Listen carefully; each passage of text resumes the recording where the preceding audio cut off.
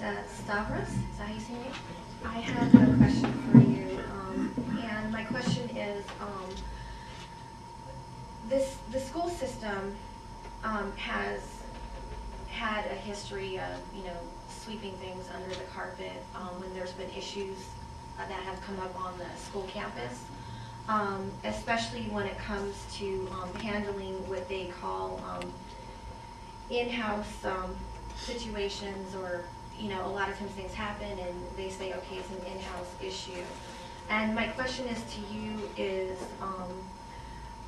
what would you do or what can you do and will you do to change and protect students and their families when situations like this arise? And also, how will you be able to work together with the school systems and maybe change some of this from happening, because the school systems tend to, not, report certain things, so. Right. Well, I'm not sure how much influence I would have on the city council as far as that, but I do know, I am on the board of regents, I am very involved in education. I know Walt Ruffles, the superintendent, and the school system has to be open. Parents and students have to know exactly what's happening on campus, whether there are good things or whether there's some problems on campus. That needs to be open and that needs to be out to the public. Parents need to understand what environment their kids are learning in. So, I'm absolutely in favor of making sure parents get that information, and the school district needs to set up a system for doing that. Well, I think what I've meant is that when you report something to the school and there's an issue, like for example, something happens with an individual, a child has something happen to them, they got hurt or whatever, a lot of times the school system wants to handle it in-house and they don't want you to report it to Metro. And so... Oh, the police department. Right. Right. And so are there any changes or anything that you can do to help that not happen anymore? Well, it has to be a balancing act between, the protecting the privacy of victims and making sure Metro gets involved. There are state laws that say Metro has to be notified for any felony type crime that occurs on a school district. So that law is in place, and the police department has to do that. We work with the school district on a regular basis. When they had that unfortunate shooting up at Palo Verde, the police department stepped up and got right in with the police department, with the school district, and helped them patrol the campuses. But there has to be that partnership is developing. It is becoming better between the school district police and Metro. For a long time it was, you're absolutely right, there was a division where it was like Metro didn't want it, didn't really care about the school district wanted to handle their own business. That's changing a lot. There's a bigger partnership now, and there's more communication and information that's being shared across the police department. So I think that's, we're in a lot better shape right now. And, if I'm fortunate to be on the city council, I'll try to develop that culture even further. Okay, thank you for your answer.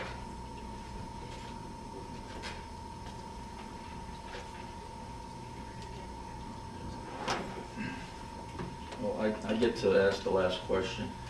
But before I do that, I just want to say that Yvonne Kareem Karam, I believe that's how you pronounce it, apparently change of conflict in schedule, and Teresa Terry Price called in sick, and those two individuals, that's also part of being a candidate for City Council Ward 4, are supposed to be here today, and they RSVP. But I get to ask the controversial question, and I like to piggyback on what Gary Hosea said to Regent Stavros Anthony. We understand that every politician makes an honest mistake. However, in a Review Journal article dated November 29, 2007, on July 24th, you were on your way to a police association conference in Montreal. It was reported that you used your position as a police officer to gain free upgrade to a business class seat. You didn't, according to the article, you did not receive any written reprimand. Do you believe that this isolated incident affected your chances to gain the Police Protection Association endorsement? You know, I don't know why I didn't get the PPA endorsement. I'm not sure why I didn't get it, but that particular incident happened a couple of years ago. It was an anonymous complaint called in. It was investigated by the police department, just like any other complaint. I was cleared of misconduct, and I tell you, I'll stand on 29 years as a police officer, sergeant, lieutenant, captain. I have never been sustained for misconduct, and I have never been disciplined, and I'll stand on that record. And I'll tell you, integrity is number one with me. My values of integrity, honesty, accountability, respect for people, courage, excellence, that's how I lead my life. And you know, there was some publicity on that, and if there's a public perception that I violated, you know, the public's trust, I apologize for that. I didn't realize that was going to happen, but you know, I go to church every Sunday, and I'm very active, and I can look myself in the face and say Stavros Anthony has all the integrity that anybody else has. Before we end this, I should have done this at the very beginning. I would like each of you candidates to give a quick bio about yourself. First, we'll start off with Stavros. Sure. I came out here in 1980 from Detroit, Michigan to join the police department. I wanted to be a police officer and just happened to test with Las Vegas. And I've had an absolutely wonderful career, 29 years with the police department. The last 10 have been as a captain, which is the highest that you can test for the Metro. And talk about leadership, I've been honored to work with men and women as a captain and lead my bureaus to whatever our mission is. I've been in charge of the traffic section. I've had an area command. I had all the vice narcotics, every undercover, major international undercover drug and vice investigations.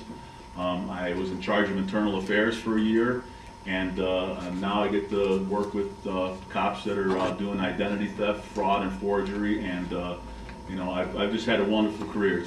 I absolutely loved it. In between all that, education is kind of a big deal for me, so I received my master's and PhD from UNLV. And because of that, because I'm kind of considered the education guy for Metro, I decided that it would be a great opportunity for me to be on the Board of Regents. I ran the first time and I won. 6 months into my term, the board decided to select me as the chair, and I think I'm the fastest to go from a regent to a chair in the history of higher education. So I was able to serve as chair for 2 years, and during that that tenure, I was the chair for the first time. We developed a value statement for the Nevada system of higher education. They never had a value statement, a set of values. So now we have values such as integrity, honesty, creativity. We developed a master plan, realigned the goals. So I'm proud of my tenure on the board.